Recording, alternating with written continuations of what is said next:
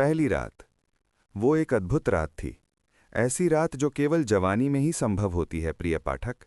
आकाश तारों से इतना जगमगा रहा था, इतना उज्जवल था कि उसे देखकर मन ही मन ये सवाल उठता था कि क्या ऐसे आकाश में चिड़चिड़े और मनमौजी लोग रह सकते हैं। ये एक बचकाना सवाल है, प्रिय पाठक, बहुत बचकाना। लेकिन ईश्वर करे कि ये सवाल आपके हृदय में बार बार आए। मनमौजी और चिड़चिड़े लोगों की बात करते हुए मुझे उस दिन की अपनी मानसिक स्थिति याद आ रही है। सुबह से ही मैं एक अजीब निराशा से घिरा हुआ था। अचानक मुझे ऐसा लगा कि मैं अकेला हूं, जैसे सब मुझे छोड़कर जा रहे हैं। बेशक कोई भी पूछ सकता है कि सब कौन थे, क्योंकि हालांकि मैं लगभग 8 साल से पीटर्सबर्ग में रह रहा था, लेकिन मेरा शायद ही किसी से कोई परिचय था। लेकिन मुझे जान पहचान की क्या ज़रूरत थी। मैं पूरे पीटर्सबर्ग से परिचित था। इसीलिए मुझे ऐसा लगा जैसे सब मुझे छोड़कर जा रहे हों, जब सारा पीटर्सबर्ग अपना सामान समेटकर अपने ग्रीष्मकालीन विला में चला गया। मुझे अकेले रह जाने का डर सता रहा था और पूरे 3 दिन में गहरे अवसाद में शहर में भटक रहा था। समझ नहीं आ रहा था कि क्या करूं। चाहे मैं नेवेस्की में टहलूं, बगीचों में जाऊं या तटबंध पर टहलूं, मुझे उन लोगों का एक भी चेहरा नहीं दिखा जिनसे मैं साल भर एक ही समय और स्थान पर मिलने का आदी था। बेशक वे मुझे नहीं जानते, लेकिन मैं उन्हें जानता हूं। मैं उन्हें बहुत अच्छी तरह जानता हूं। मैंने लगभग उनके चेहरों का अध्ययन कर लिया है, और जब वे खुश होते हैं तो मुझे खुशी होती है, और जब वे उदास होते हैं तो मैं निराश हो जाता हूं। एक बूढ़े आदमी से मेरी लगभग दोस्ती हो गई है, जिससे मैं हर रोज़ ठीक उसी समय फोंटाका में मिलता हूं। उसका चेहरा कितना गंभीर और विचारशील है। वो हमेशा खुद से कुछ बुदबुदाता रहता है और अपना बायां हाथ हिलाता रहता है, जबकि उसके दाहिने हाथ में सोने की घुंडी वाली एक लंबी टेढ़ी मेढ़ी छड़ी है। वो मुझे भी देखता है और मुझ में गहरी दिलचस्पी लेता है। अगर मैं किसी खास समय पर फोंटाका में उसी जगह पर नहीं होता तो मुझे यकीन है कि वो निराश हो जाता। बात कुछ ऐसी है कि हम लगभग एक दूसरे के सामने झुकते हैं, खासकर जब हम दोनों अच्छे मूड में होते हैं। उस दिन जब हम 2 दिन से एक दूसरे से नहीं मिले थे और तीसरे दिन मिले, तो हम सचमुच एक दूसरे को सलाम कर रहे थे, लेकिन समय रहते एहसास होने पर हमने अपने हाथ नीचे रख लिए। उन्होंने एक दूसरे से हाथ मिलाया और रुचि भरी नज़रों से एक दूसरे को देखा। मैं उन घरों को भी जानता हूँ। जैसे जैसे मैं चलता हूँ, वे गलियों में दौड़ते हुए मेरी ओर हर खिड़की से झांकते हुए प्रतीत होते हैं, मानो कह रहे हों, सुप्रभात, आप कैसे हैं? मैं बिल्कुल ठीक हूँ, भगवान का शुक्र है, और मई में मेरे घर की एक नई मंजिल बनने वाली है। या कैसी हो, कल मेरे घर की सजावट हो रही है। या मैं बाल बाल बच गई और बहुत डर गई थी, वगैरह। उनमें से कुछ मेरे पसंदीदा हैं, कुछ तो मेरे प्यारे दोस्त हैं। एक तो इस गर्मी में आर्किटेक्ट से अपना घर बनवाने वाली है। मैं हर रोज़ ज़रूर जाऊंगी ताकि काम में कोई गड़बड़ ना हो, भगवान न करे। लेकिन मैं हल्के गुलाबी रंग के एक बहुत ही सुंदर छोटे से घर की घटना कभी नहीं भूलूंगी। वो ईंटों का एक प्यारा छोटा सा घर था। वो मुझे इतनी मेहमान नवाजी से देखता था और अपने बेढंगे पड़ोसियों पर इतना गर्व करता था कि जब भी मैं उसके पास से गुजरती, मेरा दिल खुश हो जाता। अचानक पिछले हफ्ते मैं सड़क पर चल रही थी और जब मैंने अपने दोस्त को देखा तो मुझे एक दर्द भरी आवाज़ सुनाई दी। वे मुझे पीला रंग रहे हैं, बदमाश, बर्बर। उन्होंने कुछ भी नहीं छोड़ा, न खंभे न कंगनीस, और मेरा बेचारा छोटा सा घर चिड़िया की तरह पीला हो गया था। ये देखकर मुझे उल्टी आने लगी, और आज तक मुझमें इतनी हिम्मत नहीं हुई है कि मैं अपने उस बेचारे विकृत मित्र से मिलने जाऊं जिसे स्वर्गीय साम्राज्य के रंग में रंगा गया है। तो अब आप समझ गए होंगे, प्रिय पाठक, कि मैं किस अर्थ में पूरे पीटर्सबर्ग से परिचित हूं। मैंने पहले ही बताया कि 3 दिन तक मुझे बेचैनी महसूस होती रही। फिर कहीं जाकर मुझे अपनी घबराहट का कारण समझ में आया। सड़क पर भी मुझे अजीब लगता था। एक चला गया, वो चला गया, और बाकियों का क्या हुआ? और घर पर भी मैं खुद को ठीक महसूस नहीं कर रहा था। 2 शाम तक मैं यही सोचता रहा कि मेरे कोने में क्या गड़बड़ है, मुझे उसमें इतनी बेचैनी क्यों हो रही है। उलझन में मैंने अपनी मैली घरी दीवारों को देखा। छत पर मकड़ी के जाले लगे हुए थे, जिन्हें मैट्रोना ने बड़ी कुशलता से बढ़ने दिया। मैंने अपने सारे फर्नीचर को देखा, हर कुर्सी को परखा। ये सोचता रहा कि कहीं गड़बड़ तो वही नहीं है, क्योंकि अगर कोई कुर्सी कल वाली जगह पर नहीं है तो मैं खुद को ठीक नहीं समझता। मैंने खिड़की की तरफ भी देखा, पर सब व्यर्थ था। मुझे ज़रा भी आराम नहीं मिला। मैंने तो मैट्रोना को बुलवाने का भी सोचा और मकड़ी के जाले और आमतौर पर बदचलनी के बारे में उसे कुछ पिता समान नसीहतें भी दीं, लेकिन वो बस हैरानी से मेरी तरफ देखती रही और बिना कुछ कहे चली गई। और मकड़ी का जाला आज तक आराम से अपनी जगह पर लटका हुआ है। मुझे आखिरकार आज सुबह ही समझ में आया कि क्या गड़बड़ है।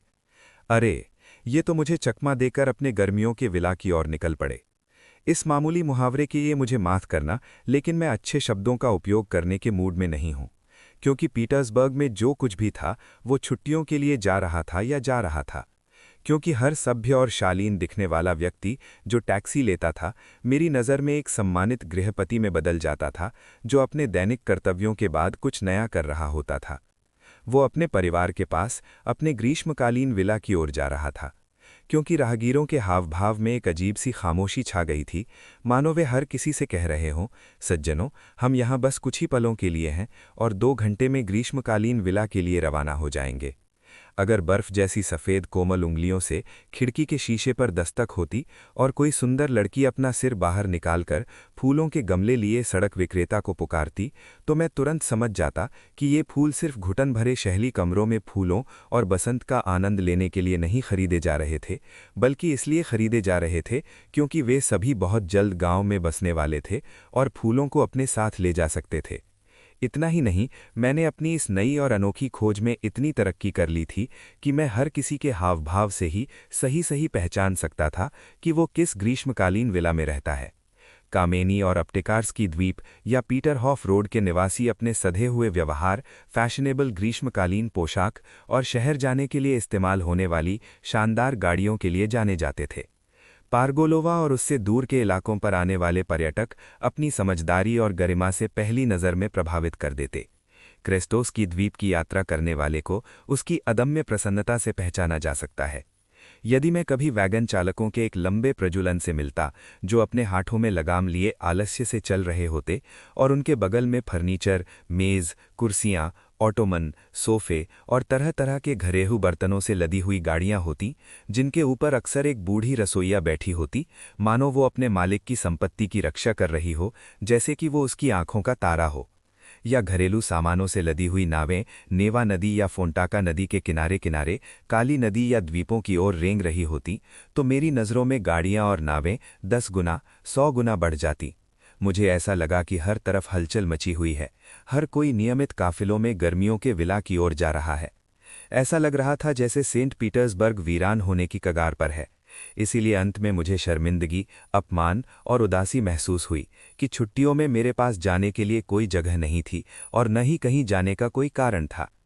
मैं हर गाड़ी के साथ जाने को तैयार था, हर सभ्य और शालीन दिखने वाले सज्जन के साथ जाने को तैयार था, लेकिन किसी ने भी, बिल्कुल किसी ने भी मुझे निमंत्रित नहीं किया।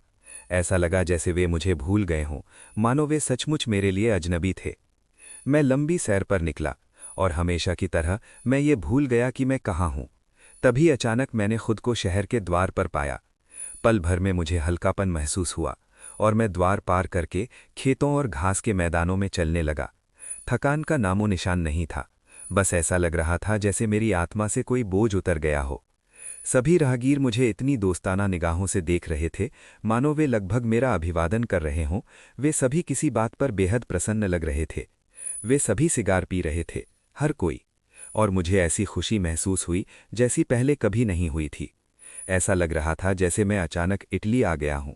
प्रकृति का प्रभाव मुझ जैसे आधे बीमार शहरवासी पर इतना प्रबल था, जो शहर की दीवारों के बीच लगभग घुटन महसूस कर रहा था। पीटर्सबर्ग के आसपास की प्रकृति में एक ऐसा भाव है जिसे शब्दों में बयान नहीं किया जा सकता।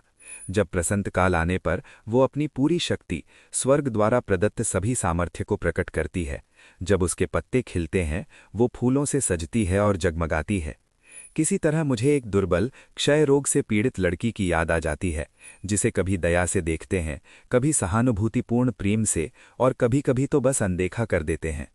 लेकिन अचानक एक पल में वो जैसे किसी संयोग से अकथनीय रूप से सुंदर और मनमोहक हो जाती है, और प्रभावित और मदहोश होकर मन खुद से ये सवाल पूछने लगता है कि किस शक्ति ने उन उदास और चिंतित आंखों में ये चमक पैदा की, किसने उन पीले मुरझाए गालों में रक्त का संचार किया, किसने उस कोमल चेहरों को ज्वलन से भर दिया, किसने उस सीने को धड़का दिया, किसने अचानक उस बेचारी लड़की के चेहरे में शक्ति, जीवन और सौंदर्य ला दिया, जिससे वो ऐसी मुस्कान से दमक उठी, ऐसी उज्ज्वल चमकती हंसी से खिल उठी। आप चारों ओर देखते हैं, आप किसी को खोजते हैं, आप अनुमान लगाते हैं, लेकिन वो क्षण बीत जाता है और अगले दिन शायद आपको वही उदास और चिंतित चेहरा, वही पीला चेहरा, वही विनम्र और डरपोक हरकतें और यहाँ तक कि पश्चाताप के संकेत, उस क्षणिक भ्रमण के लिए एक घातक पीड़ा और अफसोस के निशान भी दिखाई देते हैं। और तुम इस बात से दुखी हो कि क्षणिक सुंदरता इतनी जल्दी फीकी पड़ गई और कभी नहीं वापस आई, कि वो तुम पर इतनी कपटपूर्ण, इतनी व्यर्थ रूप से छाई रही। तुम इसलिए दुखी हो क्योंकि तुम्हें उससे प्रेम करने का समय भी नहीं मिला। फिर भी मेरी रात मेरे दिन से बेहतर थी। ये सब ऐसे हुआ, मैं कस्बे में बहुत देर से लौटा और जब मैं अपने कमरे की ओर जा रहा था तब 10 बज चुके थे। मेरा रास्ता नहर के किनारे से होकर जाता था, जहां उस समय कोई भी व्यक्ति नहीं मिलता। ये सच है कि मैं कस्बे के एक बहुत ही सुनसान हिस्से में रहता हूँ। मैं गुनगुनाते हुए चल रहा था। अचानक बिना किसी से कुछ कहे वो सज्जन उस अनजान महिला का पीछा करने के लिए पूरी रफ्तार से दौड़ पड़े। वो हवा की तरह भाग रही थी, लेकिन वो लड़खड़ाते हुए सज्जन उसे पकड़ रहे थे। आखिरकार पकड़ ही लिया। लड़की चीख पड़ी और शुक्र है कि उस समय मेरे दाहिने हाथ में एक बढ़िया गांठदार छड़ी थी। पलक झपकते ही मैं सड़क के दूसरी तरफ था। पलक झपकते ही उस दखलअंदाज सज्जन ने स्थिति को भांप लिया, मेरे तर्क को समझ लिया, बिना कुछ कहे पीछे हट गए और जब हम काफी दूर चले गए तब उन्होंने मेरे इस काम का काफी तीखे शब्दों में विरोध किया, लेकिन उनके शब्द हम तक मुश्किल से ही पहुंचे। मैंने उस लड़की से कहा, मुझे अपना हाथ दो, फिर वो हमें परेशान करने की हिम्मत नहीं करेगा। उसने बिना कुछ कहे मेरा हाथ पकड़ लिया। वो अभी भी उत्साह और डर से कांप रही थी। ओ दखलअंदाज सज्जन, उस पल मुझे आपकी कितनी खुशी हुई। मैंने एक नज़र डाली। वो बहुत ही आकर्षक और सांवली थी। मेरा अनुमान सही निकला। उसकी काली पलकों पर अब भी एक आंसू की बूंद चमक रही थी, हाल के किसी डर से या बीते हुए किसी दुख से, मुझे नहीं पता, लेकिन उसके होठों पर हल्की सी मुस्कान थी। उसने भी मेरी तरफ एक नज़र डाली, हल्का सा शर्माई और नज़रें नीचे कर लीं। देखो, तुमने मुझे क्यों भगा दिया? अगर मैं यहाँ होता तो कुछ भी नहीं होता, लेकिन मैं तुम्हें नहीं जानता था। मुझे लगा कि तुम भी। क्या अब तुम मुझे जानते हो? थोड़ा सा। उदाहरण के लिए, यहाँ तुम क्यों कांप रहे हो? ओह, आपका अंदाज़ा बिल्कुल सही निकला। मुझे खुशी हुई कि मेरी बेटी में बुद्धिमत्ता है। सुंदरता के साथ बुद्धिमत्ता होना कभी भी अनुचित नहीं होता। हाँ, पहली नज़र में ही आपने सही अंदाज़ा लगा लिया कि आपको किस तरह के आदमी से मिलना है। बिल्कुल सही। मैं महिलाओं के साथ शर्माती हूँ, मैं घबरा जाती हूँ, मैं ये बात मानती हूँ, ठीक वैसे ही जैसे आप अभी 1 मिनट पहले घबरा गई थीं जब उस सज्जन ने आपको डरा दिया था। अचानक बिना किसी से कुछ कहे वो सज्जन उस अनजान महिला का पीछा करने के लिए पूरी रफ्तार से दौड़ पड़े। वो हवा की तरह भाग रही थी, लेकिन वो लड़खड़ाते हुए सज्जन उसे पकड़ रहे थे। आखिरकार पकड़ ही लिया। लड़की चीख पड़ी और शुक्र है कि उस समय मेरे दाहिने हाथ में एक बढ़िया गांठदार छड़ी थी। पलक झपकते ही मैं सड़क के दूसरी तरफ था। पलक झपकते ही उस दखलअंदाज सज्जन ने स्थिति को भांप लिया, मेरे तर्क को समझ लिया, बिना कुछ कहे पीछे हट गए और जब हम काफी दूर चले गए तब उन्होंने मेरे इस काम का काफी तीखे शब्दों में विरोध किया, लेकिन उनके शब्द हम तक मुश्किल से ही पहुंचे। मैंने उस लड़की से कहा, मुझे अपना हाथ दो, फिर वो हमें परेशान करने की हिम्मत नहीं करेगा। उसने बिना कुछ कहे मेरा हाथ पकड़ लिया। वो अभी भी उत्साह और डर से कांप रही थी। ओ दखलअंदाज सज्जन, उस पल मुझे आपकी कितनी खुशी हुई। मैंने एक नज़र डाली। वो बहुत ही आकर्षक और सांवली थी। मेरा अनुमान सही निकला। उसकी काली पलकों पर अब भी एक आंसू की बूंद चमक रही थी, हाल के किसी डर से या बीते हुए किसी दुख से, मुझे नहीं पता, लेकिन उसके होठों पर हल्की सी मुस्कान थी। उसने भी मेरी तरफ एक नज़र डाली, हल्का सा शर्माई और नज़रें नीचे कर लीं। देखो, तुमने मुझे क्यों भगा दिया? अगर मैं यहाँ होता तो कुछ भी नहीं होता, लेकिन मैं तुम्हें नहीं जानता था। मुझे लगा कि तुम भी। क्या अब तुम मुझे जानते हो? थोड़ा सा। उदाहरण के लिए, यहाँ तुम क्यों कांप रहे हो? ओह, आपका अंदाज़ा बिल्कुल सही निकला। मुझे खुशी हुई कि मेरी बेटी में बुद्धिमत्ता है। सुंदरता के साथ बुद्धिमत्ता होना कभी भी अनुचित नहीं होता। हाँ, पहली नज़र में ही आपने सही अंदाज़ा लगा लिया कि आपको किस तरह के आदमी से मिलना है। बिल्कुल सही।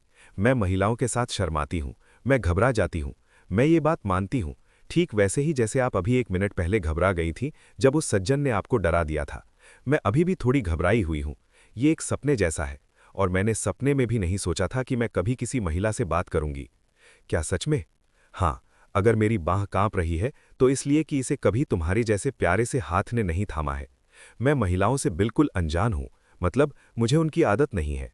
देखो, मैं अकेला हूँ, मुझे तो उनसे बात करना भी नहीं आता। अब मुझे नहीं पता कि मैंने तुमसे कुछ मूर्खतापूर्ण तो नहीं कह दिया। खुलकर बताओ, मैं तुम्हें पहले ही आश्वस्त कर देता हूं कि मैं जल्दी नाराज नहीं होता। नहीं, बिल्कुल नहीं, बिल्कुल नहीं। और अगर तुम मुझसे खुलकर बोलने की जिद करती हो तो मैं तुम्हें बता दूंगी कि महिलाओं को ऐसी झिझक पसंद आती है। और अगर तुम और जानना चाहती हो तो मुझे भी ये पसंद है और मैं तुम्हें घर पहुंचने तक नहीं भगाऊंगी। मैंने खुशी से हाँफते हुए कहा, तुम मुझे मेरी झिझक दूर करवा दोगे और फिर मेरे सारे मौके हाथ से निकल जाएंगे। संभावनाएं? कैसी संभावनाएं? किसकी? ये तो अच्छा नहीं है। मुझे माफ करना, मुझे खेद है, ये जबान फिसलने के कारण हुआ।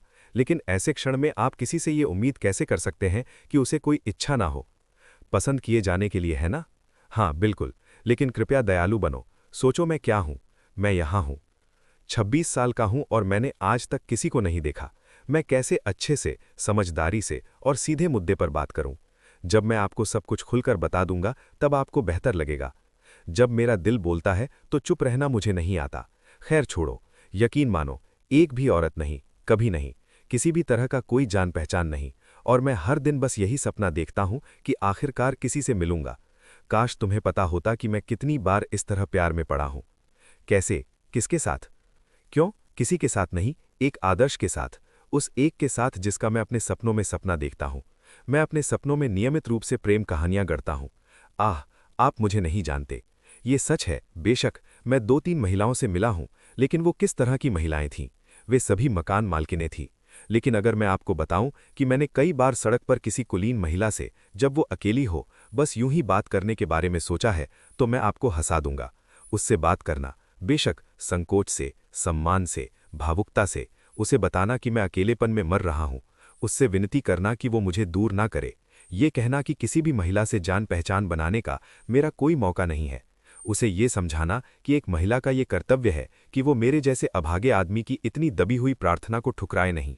दरअसल मैं बस इतना ही चाहता हूं कि वो सहानुभूति के साथ 2-3 बहन जैसे शब्द कहे, मुझे पहली नज़र में ही ठुकरा ना दे, मुझ पर भरोसा करे और मेरी बातें सुने। अगर चाहे तो मुझ पर हंस सकती है, मुझे प्रोत्साहित कर सकती है, मुझसे 2 शब्द कह सकती है, सिर्फ 2 शब्द, भले ही हम इसके बाद कभी ना मिले। लेकिन तुम हंस रही हो, इसीलिए तो मैं तुम्हें बता रहा हूं। परेशान मत हो, मैं तो बस तुम्हारे खुद के दुश्मन होने पर हंस रही हूं। और अगर तुमने कोशिश की होती तो शायद सफल भी हो जाती, भले ही सड़क पर ही क्यों ना हो। जितना सरल हो उतना अच्छा। कोई दयालु महिला नहीं जब तक कि वो मूर्ख ना हो, या फिर उससे भी ज्यादा, अगर वो उस समय किसी बात से परेशान हो तो वो आपको बिना उन 2 शब्दों के विदा कर सकती है जिन्हें आप इतनी झिझक के साथ मांगते हैं। लेकिन मैं क्या हूं? क्या कह रहे हो? बेशक वो तुम्हें पागल ही समझेगी, मैं तो अपने अनुभव के आधार पर ही राय बना रहा था। मुझे दूसरों के जीवन के बारे में काफी कुछ पता है। ओ, आपका बहुत बहुत धन्यवाद। मैं रो पड़ी। आप नहीं जानते कि आपने मेरे लिए क्या किया है। मुझे खुशी है, लेकिन मुझे बताओ कि तुम्हें कैसे पता चला कि मैं उस तरह की औरत हूं जिसके साथ, मतलब जिसे तुम ध्यान और दोस्ती के लायक समझते हो। असल में मकान मालकिन नहीं, जैसा कि तुम कहते हो। तुमने मेरे पास आने का फैसला क्यों किया? मुझे ऐसा करने के लिए किसने मजबूर किया? लेकिन आप अकेले थे, वो सज्जन बहुत ही उद्दंड थे, रात हो गई थी, आपको मानना होगा कि ये एक कर्तव्य था। नहीं नहीं, मेरा मतलब है पहले, दूसरी तरफ। आप जानते हैं कि आप मेरे पास आने वाले थे। दूसरी तरफ? सच में मुझे नहीं पता कि इसका जवाब कैसे दूं, मुझे डर लग रहा है। पता है आज मैं कितनी खुश थी? मैं गाते हुए टहल रही थी, मैं गांव की सैर पर गई थी। मुझे इतने खुशी के पल पहले कभी नहीं मिले थे। शायद ये मेरा वहम था। मुझे माफ करना, मैंने इसका जिक्र किया। मुझे लगा कि तुम रो रहे थे और मैं उसे सुन नहीं सका। मेरा दिल दुख गया। हे भगवान, क्या मुझे तुम्हारे लिए चिंतित होना चाहिए? तुम्हारे लिए भाईचारे की भावना महसूस करने में कोई बुराई नहीं है। मुझे माफ करना, मैंने सहानुभूति कह दी। संक्षेप में, बेशक आप ऐसा करेंगे। क्या आप मेरी आपके पास आने की अनैच्छिक इच्छा से नाराज नहीं होंगे? बस करो, बहुत हो गया, इसके बारे में बात मत करो। लड़की ने नीचे देखते हुए और मेरा हाथ दबाते हुए कहा। इसके बारे में बात करना मेरी गलती थी, लेकिन मुझे खुशी है कि तुम्हारे बारे में मेरी राय गलत नहीं थी। लेकिन मैं आखिरकार घर आ गई हूं। मुझे इस मोड़ से नीचे जाना है, यहां से 2 कदम दूर है। गुड बाय, धन्यवाद। जरूर, आपका मतलब ये तो नहीं कि हम कभी फिर एक दूसरे को नहीं देख पाएंगे? क्या ये अंत है? देखो, लड़की हंसते हुए बोली, पहले तो तुम सिर्फ 2 शब्द चाहते थे और अब, वेल, मैं कुछ नहीं कहूंगी, शायद हम फिर मिलेंगे। मैंने कहा मैं कल यहां आऊंगा। ओह, मुझे माफ करना, मैं अभी से कुछ मांगे कर रहा हूं। यस, आप में धैर्य की कमी है, आप लगभग जिद कर रहे हैं। सुनो सुनो, मैंने उसे बीच में ही रोक दिया। अगर मैं तुम्हें कुछ और बताऊं तो मुझे माफ करना। मैं तुम्हें बताऊं, कल यहां आने से मैं खुद को नहीं रोक पा रही हूं। मैं एक स्वप्नदर्शी हूं। मेरा वास्तविक जीवन इतना कम है कि मैं ऐसे पलों को अब इतना दुर्लभ मानती हूं कि मैं उन्हें अपने सपनों में बार बार याद करने से खुद को नहीं रोक पाती। मैं पूरी रात, पूरे हफ्ते, पूरे साल तुम्हारे सपने देखूंगी। मैं कल यहां जरूर आऊंगी, ठीक यहीं, इसी जगह, ठीक इसी समय, और आज को याद करके मुझे खुशी होगी। ये जगह मुझे पहले से ही प्रिय है। पीटर्सबर्ग में मेरे पास पहले से ही ऐसी 2-3 जगहें हैं। मैं भी कभी यादों पर आंसू बहाता था, तुम्हारी तरह। कौन जानता है, शायद तुम भी 10 मिनट पहले किसी याद पर रो रही थी। लेकिन मुझे माफ करना, मैं भूल गया हूं। मैं फिर से खुद। शायद आप यहां कभी बहुत खुश रहे होंगे। बहुत अच्छा, लड़की ने कहा। शायद मैं कल भी 10 बजे यहां आऊंगी। मुझे लगता है कि मैं आपको मना नहीं कर सकती। दरअसल बात यह है कि मुझे यहां आना ही है। ये मत सोचिए कि मैं आपसे मिलने का समय तय कर रही हूं। मैं आपको पहले ही बता देती हूं कि मुझे यहां अपने काम से आना है। लेकिन वैसे अगर आप आएं तो मुझे कोई आपत्ति नहीं है। वैसे तो आज की तरह कुछ अप्रिय घटना हो सकती है, लेकिन कोई बात नहीं। संक्षेप में, मैं बस आपसे मिलना चाहती हूं, आपसे कुछ शब्द कहना चाहती हूं। बस ध्यान रहे, अभी मेरे बारे में बुरा मत सोचना। ये मत सोचना कि मैं इतनी आसानी से मुलाकातें तय करती हूं। मैं ऐसा नहीं करती अगर ऐसा ना होता। लेकिन इसे मेरा राज रहने दो। बस पहले एक छोटा सा नोट, एक समझौता। बोलो, मुझे बताओ, मुझे सब कुछ पहले से बता दो। मैं सभी बातों से सहमत हूं। मैं हर चीज के लिए तैयार हूं। मैंने प्रसन्नता से कहा। मैं स्वयं जिम्मेदार हूं। मैं आज्ञाकारी और सम्मानित रहूंगी। तुम मुझे जानते हो। मैं तुम्हें कल आने के लिए इसलिए कह रही हूं क्योंकि मैं तुम्हें जानती हूं। मैं तुम्हें अच्छी तरह जानती हूं। लेकिन ध्यान रखो, तुम इस शर्त पर आओगे, सिर्फ अच्छे से पेश आना, मेरी बात मानना। देखो, मैं साफ साफ बोल रही हूं कि तुम मुझसे प्यार नहीं करोगे। ये असंभव है। मैं तुम्हें विश्वास दिलाती हूं। मैं दोस्ती के लिए तैयार हूं। ये रहा मेरा हाथ। लेकिन तुम मुझसे प्यार मत करना, मैं तुमसे विनती करती हूं। मैं कसम खाता हूं। मैंने उसका हाथ पकड़ते हुए रोया। दूसरी रात। मैं। अच्छा, तो तुम बच गए। उसने मेरे दोनों हाथों को दबाते हुए कहा। मैं पिछले 2 घंटों से यहीं हूं। आपको नहीं पता कि मैं दिन भर किस हालत में रहा हूं। मुझे पता है, मुझे पता है। लेकिन काम की बात पर आते हैं। क्या आप जानते हैं कि मैं क्यों आया हूं? कल की तरह बकवास करने नहीं। मैं आपको बताता हूं। हमें भविष्य में और अधिक समझदारी से व्यवहार करना होगा। मैंने कल रात इस बारे में बहुत सोचा। किस तरह से? किस बात में हमें अधिक समझदार होना चाहिए? मैं अपनी भूमिका निभाने के लिए तैयार हूं, लेकिन सच कहूं तो मेरे जीवन में इससे अधिक समझदारी भरी घटना कभी नहीं घटी है। सचमुच? पहली बात तो यह है कि मैं आपसे विनती करता हूं कि मेरे हाथों को इस तरह न दबाएं। दूसरी बात, मुझे आपको ये बताना होगा कि मैंने आज आपके बारे में बहुत देर तक सोचा और संदेह महसूस किया। और इसका अंत कैसे हुआ? अंत में क्या हुआ? नतीजा ये निकला कि हमें सब कुछ नए सिरे से शुरू करना होगा, क्योंकि आज मैं इस नतीजे पर पहुंचा हूं कि मैं तुम्हें बिल्कुल नहीं जानता। कल रात मैंने एक बच्चे की तरह, एक नन्ही बच्ची की तरह व्यवहार किया, और जाहिर है असलियत ये है कि इसके लिए मेरा कोमल हृदय ही जिम्मेदार है। यानी मैंने अपनी ही तारीफ में अपनी बड़ाई की, जैसा कि अंत में हर कोई अपने आचरण का विश्लेषण करते समय करता है। और इसीलिए अपनी गलती सुधारने के लिए मैंने तुम्हारे बारे में सब कुछ बारीकी से जानने का निश्चय किया है। लेकिन चूंकि मेरे पास कोई नहीं है जिससे मैं कुछ जान सकूं, इसीलिए तुम्हें ही मुझे सब कुछ पूरी तरह से बताना होगा। अच्छा, तुम किस तरह के इंसान हो? चलो जल्दी करो, शुरू करो, मुझे अपनी पूरी कहानी बताओ। मेरा इतिहास? मैं घबराकर चिल्लाई। मेरा इतिहास? लेकिन आपको किसने बताया कि मेरा कोई इतिहास है? मेरा कोई इतिहास नहीं है। अगर आपका कोई इतिहास ही नहीं है तो फिर आपने जीवन कैसे जिया है? उसने हंसते हुए बीच में ही टोक दिया। बिल्कुल बिना किसी इतिहास के। जैसा कि कहते हैं, मैं अपने आप में ही सिमटा रहा हूं, यानी पूरी तरह से अकेला। अकेला, बिल्कुल अकेला। क्या आप जानते हैं कि अकेले होने का क्या मतलब है? लेकिन कितना अकेला? क्या तुम्हारा मतलब है कि तुमने कभी किसी को नहीं देखा? नहीं, मैं लोगों को देखता तो हूं, लेकिन फिर भी मैं अकेला ही हूं। क्या तुम कभी किसी से बात नहीं करते? सच कहूं तो किसी से भी नहीं। तो तुम कौन हो? अपने बारे में बताओ। रुको, मुझे लगता है शायद मेरी तरह तुम्हारी भी एक दादी होंगी। वो अंधी हैं और मुझे कहीं जाने नहीं देती, इसीलिए मैं बोलना लगभग भूल ही गई हूँ। और जब मैंने 2 साल पहले कुछ शरारतें की और उन्होंने देखा कि मुझे रोकना नामुमकिन है, तो उन्होंने मुझे बुलाया और मेरी ड्रेस को अपनी ड्रेस से पिन से लगा दिया, और तब से हम कई दिनों तक ऐसे ही साथ बैठे रहते हैं। वो अंधी होने के बावजूद मोजा बुनती हैं और मैं उनके बगल में बैठकर सिलाई करती हूँ या उन्हें पढ़कर सुनाती हूँ। ये कितनी अजीब आदत है। 2 साल से मैं उनसे चिपकी रहती हूँ। हे भगवान, कितनी मुसीबत है। लेकिन नहीं, मेरी ऐसी कोई दादी नहीं है। अच्छा, अगर नहीं है तो तुम घर पर क्यों बैठी रहती हो? सुनो, क्या तुम जानना चाहते हो कि मैं किस तरह का आदमी हूँ? हाँ हाँ, शब्द के सख्त अर्थ में, शब्द के बिल्कुल सटीक अर्थ में।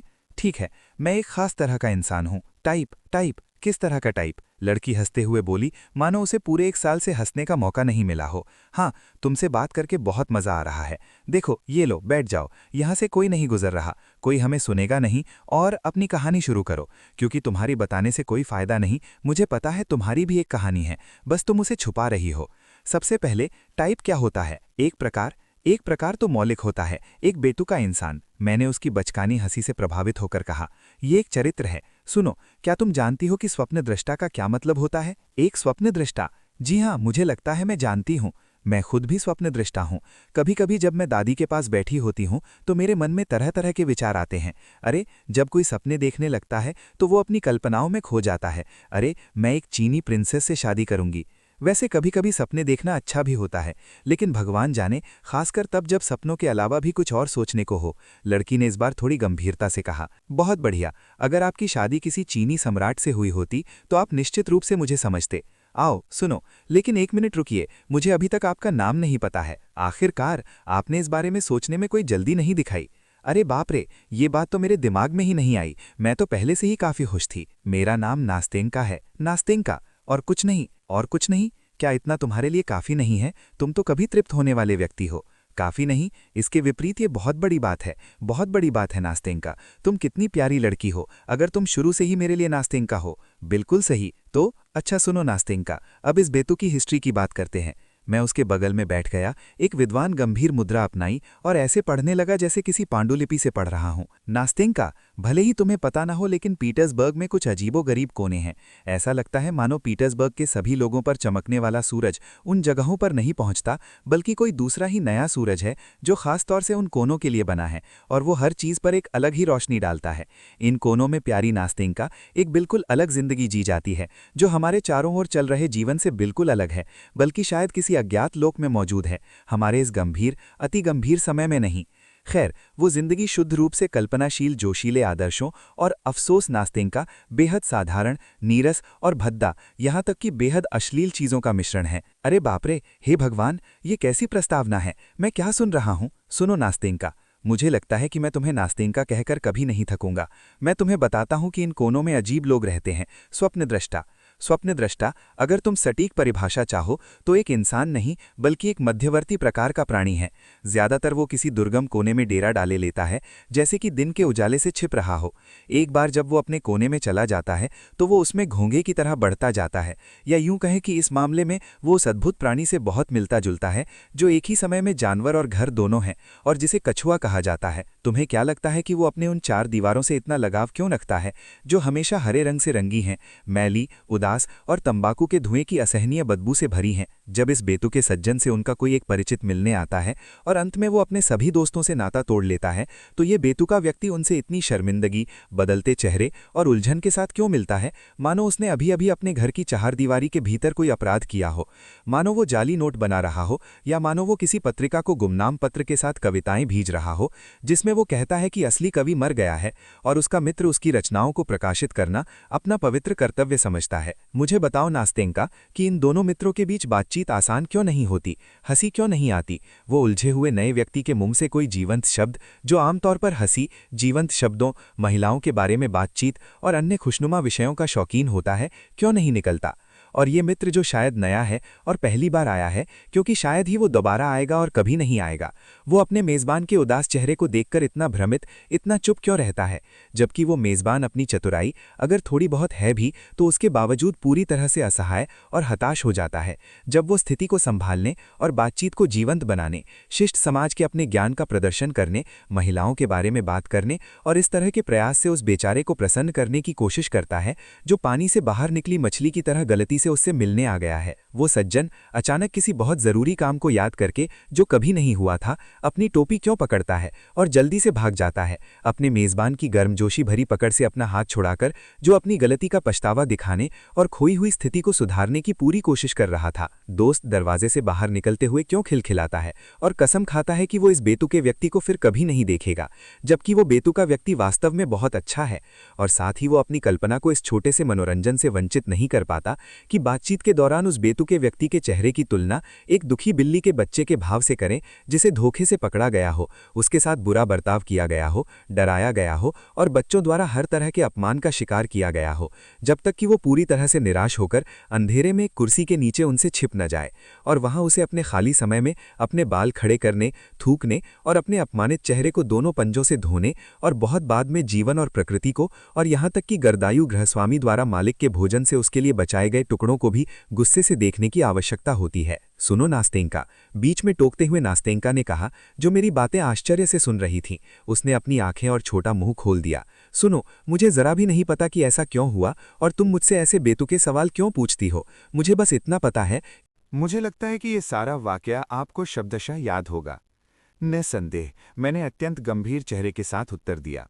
ठीक है, चूंकि इसमें कोई संदेह नहीं है तो आगे बढ़ो, नास्तेंका ने कहा, क्योंकि मैं ये जानने के लिए बहुत उत्सुक हूं कि इसका अंत कैसे होगा। नास्तेंका, तुम जानना चाहती हो कि हमारे हीरो यानी मैं, क्योंकि इस पूरे मामले का हीरो तो मैं खुद था, ने अपने कोने में क्या किया। तुम जानना चाहती हो कि एक दोस्त के अचानक आने पर मैं अपना आपा क्यों खो बैठा और पूरे दिन परेशान क्यों रहा। तुम जानना चाहती हो कि मैं इतना चौंक क्यों गया, मेरे कमरे का दरवाज़ा खुलते ही मैं क्यों शर्मा गया, मैं अपने मेहमान का स्वागत क्यों नहीं कर पाया और मैं अपनी ही मेहमान नवाजी के बोझ तले क्यों दब गया। जी हाँ, यही तो बात है। सुनो, तुम इसका बहुत ही शानदार वर्णन करते हो, लेकिन क्या तुम इसे थोड़ा कम शानदार ढंग से नहीं कर सकते? तुम ऐसे बात करते हो जैसे किसी किताब से पढ़कर सुना रहे हो। नास्तिनका, मैंने गंभीर और गरिमामय स्वर में उत्तर दिया, हंसी रोकने में मुश्किल से ही खुद को रोकते हुए। प्रिय नास्तिनका, मुझे पता है कि मैं बहुत अच्छे से वर्णन कर रहा हूं, लेकिन क्षमा कीजिए, मुझे नहीं पता कि इसे और कैसे करूं। इस समय प्रिय नास्तिनका, इस समय मैं राजा सुलेमान की आत्मा के समान हूं, जब 1000 वर्षों तक 7 मोहरों के नीचे अपने कलश में रहने के बाद अंततः वे 7 मोहरें हटाई गईं। इस समय नास्तिनका, जब इतने लंबे वियोग के बाद हम अंततः मिले हैं, क्योंकि मैं तुम्हें युगों से जानता हूं नास्तिनका, क्योंकि मैं युगों से किसी की तलाश कर रहा था और ये एक संकेत है कि मैं तुम्हारी ही तलाश कर रहा था और ये नियति थी कि हम अब मिलें। इस समय मेरे दिमाग में हजारों द्वार खुल गए हैं और मुझे शब्दों की नदी में बहना होगा, अन्यथा मैं घुट जाऊंगा। इसलिए मैं तुमसे विनती करता हूं कि मुझे बीच में मत टोको नास्तिनका, बल्कि विनम्रतापूर्वक और आज्ञाकारी रूप से सुनो, अन्यथा मैं चुप हो जाऊंगा। नहीं, बिल्कुल नहीं, बोलो, मैं एक शब्द नहीं बोलूंगा। मैं आगे बोलता हूं। मेरे दोस्त नास्तिनका, मेरे दिन में 1 घंटा ऐसा होता है जो मुझे बेहद पसंद है। ये वो घंटा होता है जब लगभग सभी कामकाज और जिम्मेदारियां खत्म हो जाती हैं और हर कोई घर जाकर खाना खाने, लेटने और आराम करने की जल्दी में होता है। रास्ते में सभी अपनी शामों, रातों और बाकी के खाली समय से जुड़े कुछ और खुशनुमा विषयों पर विचार करते हैं। उसी समय हमारा नायक नास्तिनका, मुझे अपनी कहानी तीसरे व्यक्ति में बताने की अनुमति दें, क्योंकि पहले व्यक्ति में बताने में मुझे बहुत शर्म आती है। और इसलिए उसी समय हमारा नायक, जिसका अपना काम भी था, दूसरों के पीछे पीछे टहल रहा था। लेकिन एक अजीब सी खुशी ने उसके पीले, बल्कि झुर्रियों से भरे चेहरे पर भाव भंगिमाएं थीं। वो ठंडे पीटर्सबर्ग के आकाश में धीरे धीरे फीकी पड़ रही शाम की सुनहरी रोशनी को उदासीनता से नहीं देख रहा था। जब मैं कहती हूं कि वो देख रहा था, तो मैं झूठ बोल रही हूं। वो उसे देख नहीं रहा था, बल्कि उसे ऐसे देख रहा था जैसे अनजाने में, मानो थका हुआ या किसी और अधिक दिलचस्प विषय में व्यस्त हो। इसलिए वो अपने आसपास की किसी भी चीज पर मुश्किल से ही नजर डाल रहा था। वो खुश था, क्योंकि अगले दिन तक वो अपने बोझिल काम से मुक्त हो गया था, और उतना ही खुश था जितना कोई स्कूल का बच्चा कक्षा से निकलकर अपने खेल और शरारतों में लग जाता है। उसे देखो नास्तिनका, तुम तुरंत समझ जाओगे कि खुशी का असर उसकी कमजोर नसों और अति उत्तेजित कल्पना पर पड़ चुका है। तुम देखोगे कि वो कुछ सोच रहा है। रात का खाना, क्या तुम कल्पना कर रही हो? शाम का, इस तरह किस चीज को देख रहा है? क्या वो उस गरिमापूर्ण दिखने वाले सज्जन को देख रहा है, जो उछलते कूदते घोड़ों द्वारा खींची गई गाड़ी में बैठी महिला को इतने आकर्षक ढंग से प्रणाम कर रही है? नहीं नास्तिनका, अब ये सब छोटी मोटी बातें उसके लिए क्या मायने रखती हैं। अब वो अपने व्यक्तिगत जीवन से समृद्ध है। वो अचानक अमीर हो गया है, और ये कोई संयोग नहीं है कि ढलता सूरज उसके सामने अपनी विदाई की किरणें इतनी खुशी से बिखेर रहा है और उसके गर्म हृदय से अनेकों भावों को उमड़ रहा है। अब वो सड़क पर मुश्किल से ही ध्यान देता है, जिस पर पहले छोटी सी छोटी बात भी उसे चौंका देती थी। अब कल्पना की देवी, यदि तुमने ज़ुकोव्स्की को पढ़ा है प्रिय नास्तिनका, अपने अद्भुत हाथों से सुनहरा ताना बुनना शुरू कर दिया है और उस पर जादुई जीवन के अद्भुत पैटर्न बनाने लगी है। और कौन जानता है, शायद उसके अद्भुत हाथों ने उसे उत्कृष्ट ग्रेनाइट फुटपाथ से दूर 7वें क्रिस्टल निवास में पहुंचा दिया हो, जिस पर वो चल रहा था। अब उसे रोको, अचानक उससे पूछो कि वो अभी कहाँ खड़ा है, किन गलियों से गुजर रहा है। उसे शायद कुछ भी याद नहीं रहेगा, न तो वो कहाँ जा रहा है और न ही वो अभी कहाँ खड़ा है। और झुंझलाहट से लाल होकर वो दिखावे के लिए जरूर कोई झूठ बोलेगा। इसीलिए जब एक सम्मानित बूढ़ी महिला फुटपाथ के बीचों बीच उसे विनम्रता से रोककर रास्ता पूछती है, तो वो चौंक जाता है, लगभग चीख पड़ता है और भय से चारों ओर देखता है। झुंझलाहट से भौवें चढ़ाए वो आगे बढ़ जाता है, इस बात पर मुश्किल से ही ध्यान देता है कि एक से अधिक राहगीर मुस्कुराते हैं और उसे देखने के लिए मुड़ जाते हैं, और एक छोटी लड़की डर के मारे उसके रास्ते से हटते हुए उसकी चौड़ी ध्यानमग्न मुस्कान और हाव भाव को खुली आंखों से देखते हुए जोर से हंसती है। लेकिन कल्पना अपनी चंचल उड़ान में उस बूढ़ी महिला, जिज्ञासु राहगीरों, हंसते बच्चे और फोंटानका में अपनी नावों में रातें बिताने वाले किसानों, मान लो कि हमारा नायक उस समय नहर के किनारे चल रहा है, को पकड़ लेती है और मनमौजी ढंग से हर एक और हर चीज को मकड़ी के जाले में फंसी मक्खी की तरह कैनवस पर बुन देती है।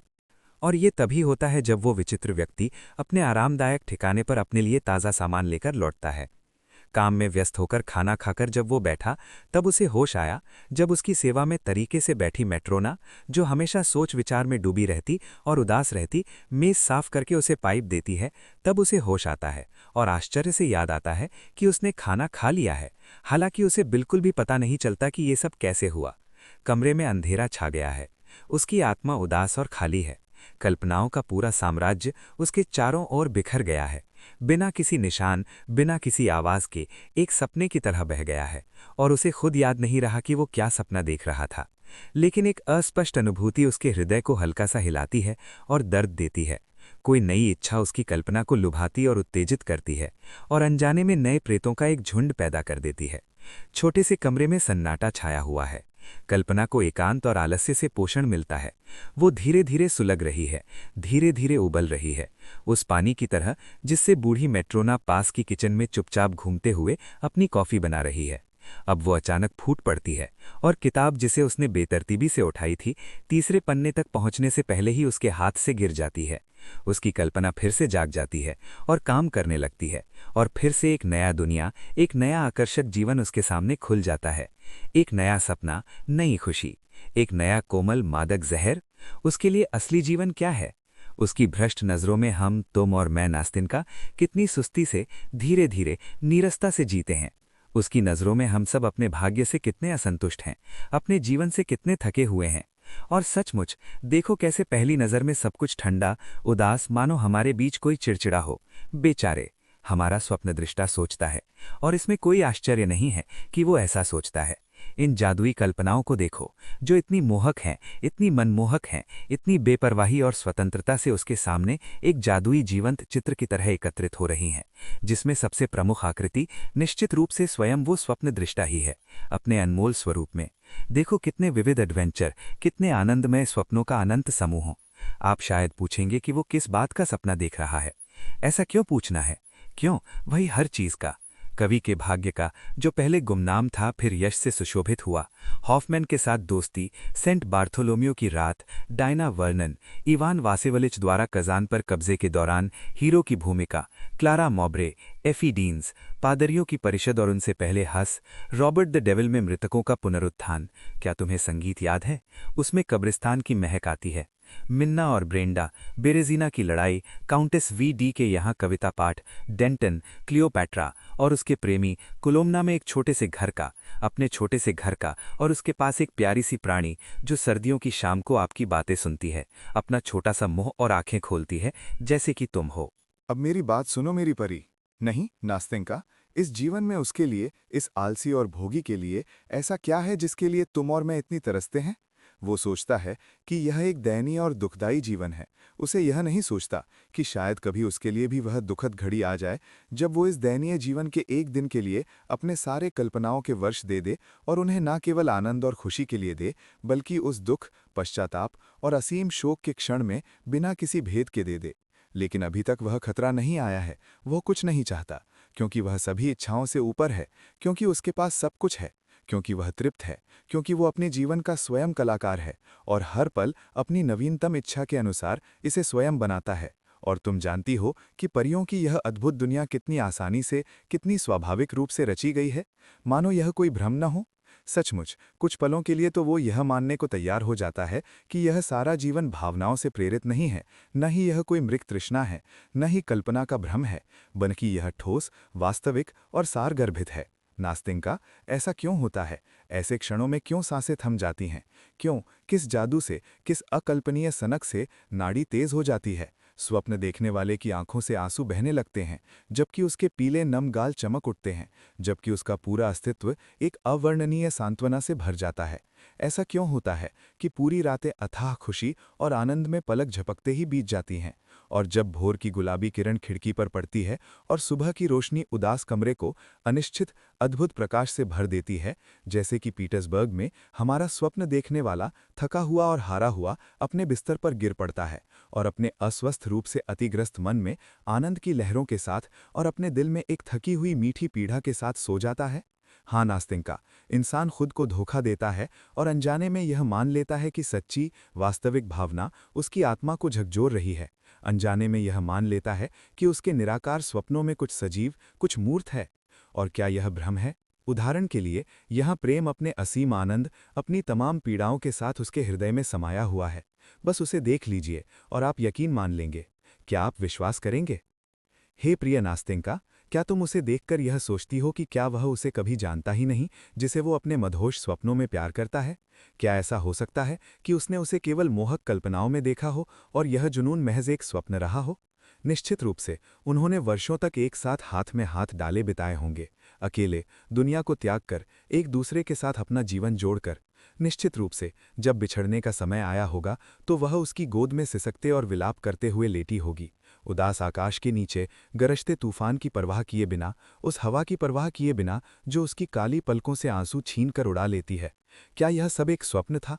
और क्या वह बगीचा, उदास, त्यागा हुआ, वीरान, काई से ढके छोटे छोटे रास्तों वाला, एकांत, उदास, जहां वे कभी साथ में खुशी से टहलते थे, जहां उन्होंने आशा की, शोक किया, प्रेम किया, एक दूसरे से इतने लंबे समय तक प्रेम किया, इतने लंबे समय और इतने स्नेह से, और वह अजीब पैतृक घर जहां उसने अपने उदास बूढ़े पति के साथ इतने साल अकेले और उदास बिताए, जिसने हमेशा चुप और चिड़चिड़ा रहा, जिसने उन्हें डराया, जबकि बच्चों की तरह डरपोक होकर उन्होंने एक दूसरे से अपना प्यार छिपाया। उन्होंने क्या क्या यातनाएं झेलीं, आतंक की क्या पीड़ाएं, उनका प्यार कितना निर्दोष, कितना पवित्र था, और लोग कितने, मुझे कहने की शायद ही जरूरत है नास्तिका, दुष्ट थे। और हे भगवान, निश्चित रूप से वह उससे बाद में मिला होगा, अपने जन्मभूमि से दूर, पराये आसमान के नीचे, गर्म दक्षिण में, दिव्य शाश्वत शहर में, संगीत की गड़गड़ाहट के बीच, एक इमारत में। यह अवश्य ही एक में होना चाहिए। इमारत प्रकाश के सागर में डूबी हुई, बालकनी पर मर्टल और गुलाबों से सजी हुई, जहां उसे पहचानते ही वह जल्दी से अपना मुखौटा हटाती है और फुसफुसाते हुए कहती है, मैं आज़ाद हूँ, और कांपते हुए उसकी बाहों में गिर पड़ती है, और परमानंद की चीख के साथ एक दूसरे से लिपटकर एक ही पल में वे अपना दुख, अपना बिछड़ना, अपनी सारी पीड़ाएं और उस दूर देश का वह उदास घर, वह बूढ़ा आदमी, वह निराशाजनक बगीचा और वह आसन भी भूल जाते हैं जिस पर उसने एक आखिरी भावात्मक चुंबन के साथ पीड़ा और निराशा से सुन्न होकर खुद को उसकी बाहों से छुड़ा लिया था। ओ नास्तिका, तुम्हें मानना ही होगा कि जब तुम्हारा बिन बुलाया मेहमान, कोई तगड़ा, लंबा चौड़ा, हंसमुख और मज़ेदार इंसान तुम्हारा दरवाज़ा खोले और ऐसे चिल्लाए जैसे कुछ हुआ ही ना हो, मेरे प्यारे लड़के, मैं अभी अभी पावलोव्स्क से आया हूँ, तो कोई चौंक जाएगा, उलझन में पड़ जाएगा और उस स्कूल बच्चे की तरह शर्मा जाएगा जिसने पड़ोसी के बगीचे से चुराया हुआ सेब अपनी जेब में भर लिया हो। अरे वाह, बूढ़ा काउंट मर गया, असीम खुशी बस आने ही वाली है और लोग पावलोव्स्क से आ रहे हैं। अपनी दयनीय अपील समाप्त करते हुए मैं दयनीय रूप से रुक गया। मुझे याद आया कि मुझे खुद को हंसाने की तीव्र इच्छा थी, क्योंकि मुझे पहले से ही महसूस हो रहा था कि मेरे भीतर एक दुष्ट दैत्य जाग रहा है, मेरे गले में एक गांठ सी बन गई है, मेरी ठुड्डी फड़क रही है और मेरी आंखें नम होती जा रही हैं। मुझे उम्मीद थी कि नास्तिका, जो अपनी चतुर आंखें खोलकर मेरी बातें सुन रही थी, अपनी बचकानी अनियंत्रित हंसी में फूट पड़ेगी, और मुझे पहले से ही इस बात का अफसोस हो रहा था कि मैं इतना आगे बढ़ गया था कि मैंने अनावश्यक रूप से वह सब कुछ कह दिया जो लंबे समय से मेरे दिल में सुलग रहा था, जिसके बारे में मैं ऐसे बोल रहा था जैसे किसी लिखित विवरण से बोल रहा हूं, क्योंकि मैंने पहले से ही खुद पर फैसला कर लिया था और अब मैं इसे पढ़ने से खुद को नहीं रोक पा रहा था, अपना कबूलियात कर रहा था, बिना यह उम्मीद किए कि कोई मुझे समझेगा। लेकिन मुझे आश्चर्य हुआ कि उसने, वह चुप रही, थोड़ी देर इंतजार किया, फिर उसने धीरे से मेरा हाथ दबाया और संकोची भरी सहानुभूति से पूछा, क्या आपने अपना पूरा जीवन इसी तरह बिताया है? पूरी जिंदगी नास्तिंका, मैंने जवाब दिया। पूरी जिंदगी, और मुझे लगता है कि मैं अंत तक इसी तरह जीऊंगा। नहीं, ऐसा ठीक नहीं है, उसने बेचैनी से कहा। ऐसा नहीं होना चाहिए, और शायद इसीलिए मुझे अपना पूरा जीवन दादी के साथ ही बिताना पड़ेगा। क्या आप जानती हैं, इस तरह जीना बिल्कुल भी अच्छा नहीं है। मैं जानता हूँ नास्तिंका, मैं जानता हूँ। मैंने अपनी भावनाओं को और नहीं रोका और चिल्ला पड़ा। और अब मुझे पहले से कहीं अधिक एहसास हो रहा है कि मैंने अपने सारे अच्छे दिन खो दिए हैं। और अब मुझे यह और भी दर्द के साथ महसूस हो रहा है, क्योंकि मैं जानता हूं कि ईश्वर ने तुम्हें, मेरी प्यारी परी, मेरे पास भेजा है ताकि तुम मुझे यह बताओ और दिखाओ। अब जब मैं तुम्हारे पास बैठी तुमसे बातें कर रहा हूं, तो भविष्य के बारे में सोचना मेरे लिए अजीब लगता है, क्योंकि भविष्य में फिर से अकेलापन है, फिर से यह नीरस बेकार जीवन। और मैं किस चीज़ का सपना देखूंगी जब मैं तुम्हारे साथ रहकर असल में इतनी खुश रही हूँ। वो तुम्हें आशीर्वाद मिले प्यारी लड़की, कि तुमने मुझे पहले ठुकराया नहीं, कि तुमने मुझे यह कहने का मौका दिया कि कम से कम 2 शामें तो मैंने जी ली हैं। ओ नहीं नहीं, नास्तिंका रो पड़ी और उसकी आंखों में आंसू चमक उठे। नहीं, ऐसा अब और नहीं होना चाहिए, हमें इस तरह अलग नहीं होना चाहिए। 2 शामें क्या होती हैं? ओ नास्तिंका, नास्तिंका, क्या तुम जानती हो कि तुमने मुझे खुद से कितना मेल मिलाप करने में मदद की है? क्या तुम जानती हो कि अब मैं अपने बारे में उतना बुरा नहीं सोचूंगा जितना कभी सोचा करता था? क्या तुम जानती हो कि शायद मैं अपने जीवन के अपराध और पाप का शोक करना छोड़ दूंगा, क्योंकि ऐसा जीवन एक अपराध और पाप है। और यह मत सोचना कि मैंने कुछ बढ़ा चढ़ाकर कहा है, भगवान के लिए ऐसा मत सोचना नास्तिंका, क्योंकि कभी कभी मुझ पर ऐसा दुख आ जाता है, ऐसा दुख, क्योंकि ऐसे समय में मुझे ऐसा लगता है कि मैं वास्तविक जीवन शुरू करने में असमर्थ हूँ, क्योंकि मुझे ऐसा लगता है कि मैंने वास्तविकता से अपने सारे संपर्क, अपनी सारी सहज प्रवृत्तियां खो दी हैं, क्योंकि अंत में मैंने खुद को शाप दे दिया है, क्योंकि मेरी सन की रातों के बाद मुझे होश में लौटने के क्षण मिलते हैं जो भयानक हैं।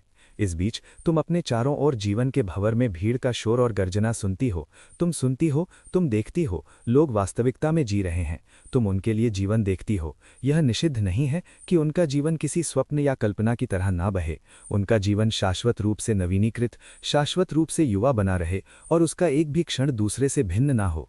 जबकि कल्पना इतनी नीरस है, नीरसता से अश्लीलता तक, और आसानी से डल जाने वाला, परछाइयों का गुलाम, विचारों का गुलाम, सूर्य को ढकने वाले पहले बादल का गुलाम, और सच्चे पीटर्सबर्ग के दिल को, जो सूर्य के प्रति इतना समर्पित है, अवसाद से घेर देता है। और अवसाद में कल्पना क्या है?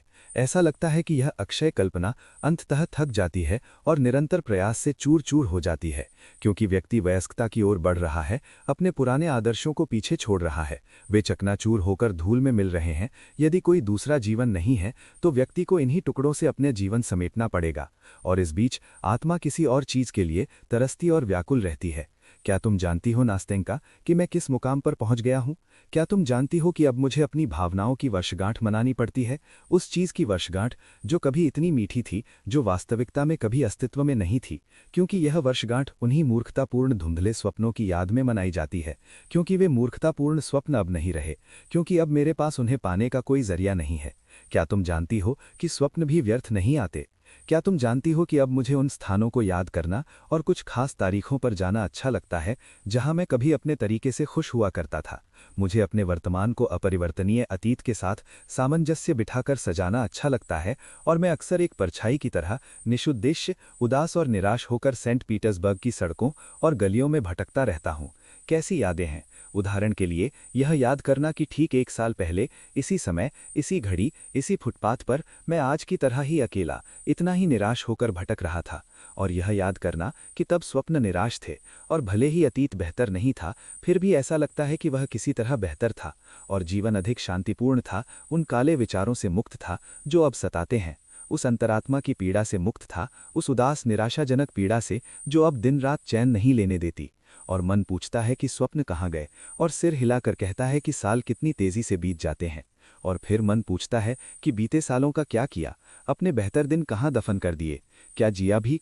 देखो, मन कहता है, देखो दुनिया कितनी ठंडी होती जा रही है, कुछ साल और बीत जाएंगे और उनके बाद सूनी तन्हाई आएगी, फिर बाजू के सहारे कांपता बुढ़ापा आएगा, और उसके बाद दुख और निराशा।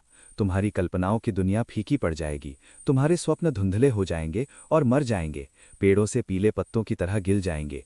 ओ नास्तिंका, क्या तुम जानती हो कि यह दुखद होगा? बिल्कुल अकेला, और पछताने के लिए कुछ भी नहीं, बिल्कुल कुछ भी नहीं। जो कुछ तुमने खोया है वह सब कुछ व्यर्थ था, मूर्खतापूर्ण सरल शून्यता, स्वप्नों के सिवाय कुछ नहीं था। चलो अब मेरी भावनाओं को ठेस मत पहुंचाओ, नास्तिंका ने अपने गाल से बहते आंसू को पोंछते हुए कहा। नीरस, दादी ने कृतज्ञतापूर्वक सहमति जताई, लेकिन बार बार पूछती रहीं कि क्या ये नैतिक पुस्तकें हैं, क्योंकि यदि ये अनैतिक होतीं तो ये सवाल ही नहीं उठता, इनसे बुराई ही सीखी जाती। दादी, मुझे क्या सीखना चाहिए? उनमें क्या लिखा है? आह, उसने कहा, उनमें जो वर्णन है वो ये है कि कैसे युवक नेक लड़कियों को बहलाते हैं, कैसे वे उनसे शादी करने के बहाने उन्हें उनके माता पिता के घर से अगवा कर लेते हैं, कैसे बाद में वे इन अभागी लड़कियों को उनके भाग्य पर छोड़ देते हैं और वे सबसे दयनीय तरीके से मर जाती हैं।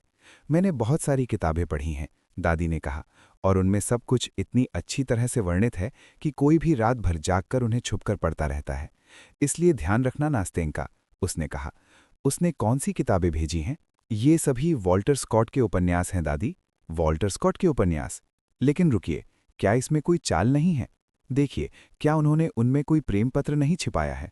नहीं दादी, मैंने कहा, कोई प्रेम पत्र नहीं है, लेकिन जिल्द के नीचे देखो, ये बदमाश कभी कभी इसे जिल्द के नीचे छिपा देते हैं। नहीं दादी, बंधन के नीचे कुछ नहीं है।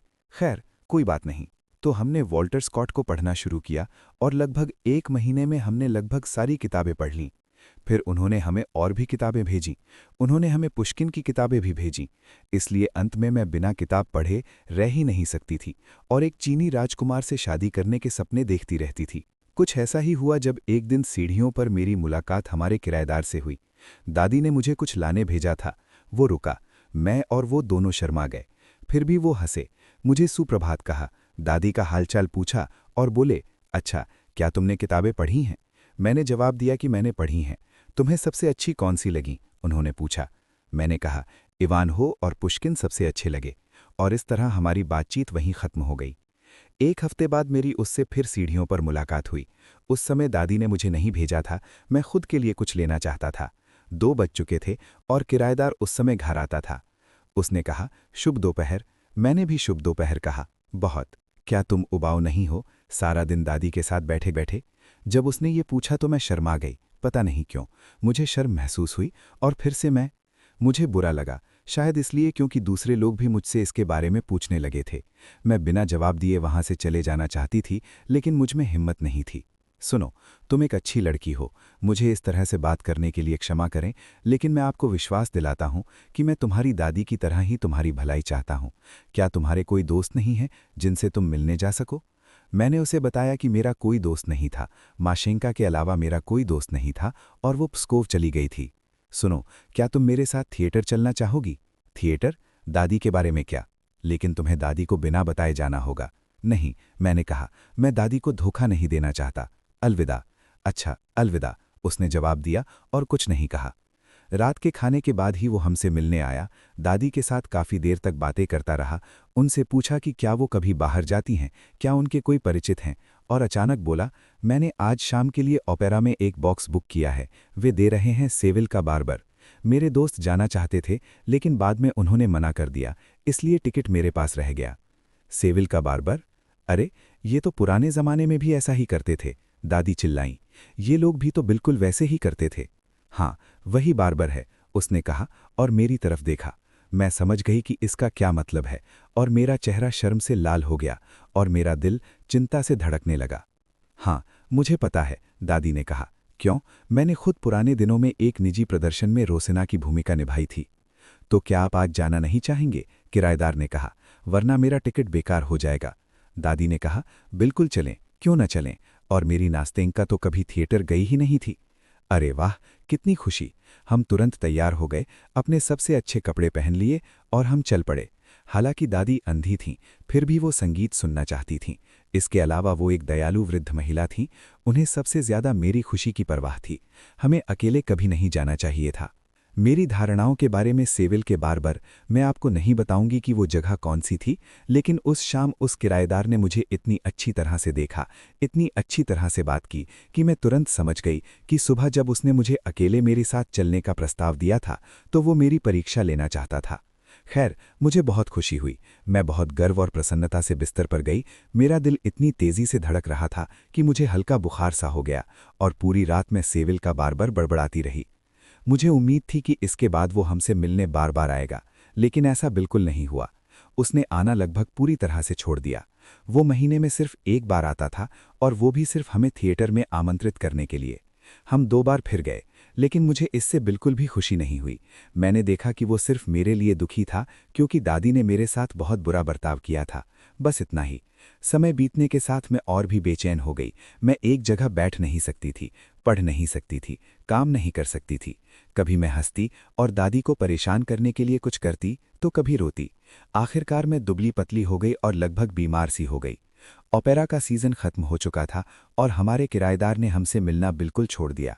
जब भी हम मिलते, हमेशा एक ही सीढ़ी पर, बेशक वो इतनी खामोशी से झुकता मानो बोलना ही न चाहता हो, और सामने के दरवाजे की ओर चला जाता, जबकि मैं सीढ़ियों के बीच में खड़ी रहती, चेरी की तरह लाल, क्योंकि उसे देखकर सारा खून मेरे सिर में चढ़ जाता था। अब अंत निकट है। ठीक 1 साल पहले मई में किराएदार हमारे पास आया और दादी से कहा कि उसका यहाँ का काम खत्म हो गया है और उसे 1 साल के लिए मॉस्को वापस जाना है। ये सुनकर मैं अधमरी सी होकर कुर्सी पर बैठ गई। दादी ने कुछ भी महसूस नहीं किया और हमें ये बताकर कि वो हमें छोड़कर जा रहा है, वो झुककर अभिवादन किया और चला गया। मैं क्या करती? मैं सोचती रही, परेशान होती रही, और आखिरकार मैंने फैसला कर लिया। अगले दिन उसे जाना था और मैंने दादी के सोने के बाद उसी शाम सब कुछ खत्म करने का फैसला किया, और ऐसा ही हुआ। मैंने अपने सारे कपड़े एक पार्सल में पैक किए, जितने भी लिनन की मुझे ज़रूरत थी, और पार्सल हाथ में लिए लगभग बेजान सी हालत में अपने किराएदार के कमरे में ऊपर चली गई। मुझे लगता है मैं सीढ़ियों पर 1 घंटा खड़ी रही। जब मैंने उसका दरवाज़ा खोला तो मुझे देखकर वो चिल्ला उठा। उसे लगा कि मैं भूत हूं और वो मुझे पानी देने के लिए दौड़ा, क्योंकि मैं मुश्किल से खड़ी हो पा रही थी। मेरा दिल इतनी तेजी से धड़क रहा था कि मेरा सिर दुख रहा था और मैं समझ नहीं पा रही थी कि मैं क्या कर रही हूं। जब मुझे होश आया तो मैंने सबसे पहले अपना पार्सल उसके बिस्तर पर रखा, उसके बगल में बैठ गई, अपना चेहरा हाथों में छुपा लिया और फूट फूट कर रोने लगी। मुझे लगता है वो सब कुछ एक ही पल में समझ गया और उसने मुझे इतनी उदास निगाहों से देखा कि मेरा दिल टूट गया। सुनो नास्तेंका, सुनो, मैं कुछ नहीं कर सकता। मैं एक गरीब आदमी हूँ, मेरे पास कुछ भी नहीं है, रहने के लिए एक ठीक ठाक जगह भी नहीं है। अगर मैं तुमसे शादी कर लूँ तो हम गुजारा कैसे करेंगे? हमने काफ़ी देर तक बातें की, लेकिन आखिरकार मैं बुरी तरह घबरा गई। मैंने कहा कि मैं दादी के साथ नहीं रह सकती, मैं उनके पास से भाग जाऊंगी। मैं उनसे बंधी नहीं रहना चाहती, और अगर उन्हें पसंद हो तो मैं मॉस्को चली जाऊंगी, क्योंकि मैं उनके बिना नहीं रह सकती। शर्म, गर्व और प्यार सब एक साथ मुझ में उमड़ रहे थे, और मैं लगभग कांपते हुए बिस्तर पर गिर पड़ी। मुझे इनकार का बहुत डर था। वो कुछ मिनट तक चुपचाप बैठे रहे, फिर उठे, मेरे पास आए और मेरा हाथ पकड़ लिया। सुनो मेरी प्यारी नास्तेंका, सुनो, मैं तुमसे कसम खाता हूं कि अगर मैं कभी शादी करने की स्थिति में हुआ तो तुम ही मेरी खुशी का कारण बनोगी। मैं तुम्हें यकीन दिलाता हूं कि अभी तुम ही हो जो मुझे खुश कर सकती हो। सुनो, मैं मॉस्को जा रहा हूं और वहां सिर्फ 1 साल रहूंगा। मुझे उम्मीद है कि मैं वहां अपनी स्थिति मजबूत कर लूंगा। जब मैं वापस आऊंगा, अगर तुम अब भी मुझसे प्यार करती हो तो मैं कसम खाता हूं कि हम खुश रहेंगे। अभी ये संभव नहीं है, मैं सक्षम नहीं हूं, मुझे कुछ भी वादा करने का अधिकार नहीं है। खैर, मैं दोहराता हूं, अगर 1 साल में नहीं हुआ तो कुछ समय ज़रूर लगेगा। ये तभी संभव है अगर तुम किसी और को पसंद न करो, क्योंकि मैं तुम्हें किसी भी तरह के वादे से बांध नहीं सकता और न ही ऐसा करने की हिम्मत कर सकता हूं। उसने मुझसे यही कहा था और अगले दिन वो चला गया। हमने दादी को एक शब्द न बताने का फैसला किया था, यही उसकी इच्छा थी। खैर, मेरी कहानी अब लगभग पूरी हो गई है। बस 1 साल बीता है, वो आ गया है, वो यहाँ 3 दिन से है, और क्या? अंत जानने की बेचैनी से मैंने पूछा। अभी तक तो उसने अपना चेहरा भी नहीं दिखाया। नास्तेंका ने मानो अपनी सारी हिम्मत जुटाते हुए कहा। उसका कोई अता पता नहीं है। यहाँ आकर वो रुक गई, 1 मिनट के लिए ठहरी, अपना सिर नीचे कर लिया और अपने हाथों से अपना चेहरा ढककर इतनी जोर जोर से रोने लगी कि उसे सुनकर मेरा दिल दहल गया। मैंने ऐसी किसी बात की जरा भी उम्मीद नहीं की थी। नास्तेंका, मैंने विनम्रता और नखरे से कहना शुरू किया। नास्तेंका, भगवान के लिए, अरे रो मत, तुम्हें कैसे पता? शायद वो अभी तक नहीं आया हो। वो है, नास्तेंका ने दोहराया। वो है, और मैं ये जानती हूँ। हमने उस शाम एक समझौते पर सहमति जताई थी। जब उनके जाने से पहले हमने वो सब बातें की जो मैंने आपको बताई हैं, और हम एक दूसरे को समझ गए। तब हम इस तटबंध पर टहलने के लिए बाहर आए थे। 10 बज रहे थे। हम इस सीट पर बैठे थे। तब मैं रो नहीं रही थी। मुझे उनकी बातें सुनना अच्छा लग रहा था।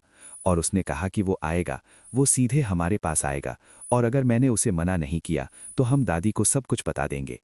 अब वो यहाँ है, मुझे पता है, फिर भी वो नहीं आता। और फिर वो फूट फूट कर रोने लगी। ओ भगवान, क्या मैं तुम्हारे इस दुख में तुम्हारी मदद करने के लिए कुछ भी नहीं कर सकता? मैं निराशा में सीट से उछलते हुए रो पड़ा। बताओ नास्तेंका, क्या मेरे लिए उसके पास जाना संभव नहीं होगा? क्या ऐसा हो सकता है? उसने अचानक सिर उठाते हुए पूछा। नहीं, बिल्कुल नहीं, मैंने संभलते हुए कहा। लेकिन मैं तुम्हें एक बात बताता हूं, एक पत्र लिखो। नहीं, ये संभव नहीं है, उसने दृढ़ता से जवाब दिया, अपना सिर नीचे किए और मेरी तरफ देखे बिना। ये कैसे संभव नहीं है? ये क्यों असंभव है? मैं अपनी बात पर अड़ गया। लेकिन नास्तेंका, ये इस बात पर निर्भर करता है कि पत्र किस तरह का है। पत्र भी कई तरह के होते हैं। आह नास्तेंका, मैं सही कह रहा हूं। मुझ पर विश्वास रखो, मुझ पर विश्वास रखो। मैं तुम्हें गलत सलाह नहीं दूंगा। सब कुछ हो सकता है। तुमने पहला कदम उठाया, अब क्यों नहीं? मैं नहीं कर सकती, मैं नहीं कर सकती। ऐसा लगेगा जैसे मैं खुद पर उस पर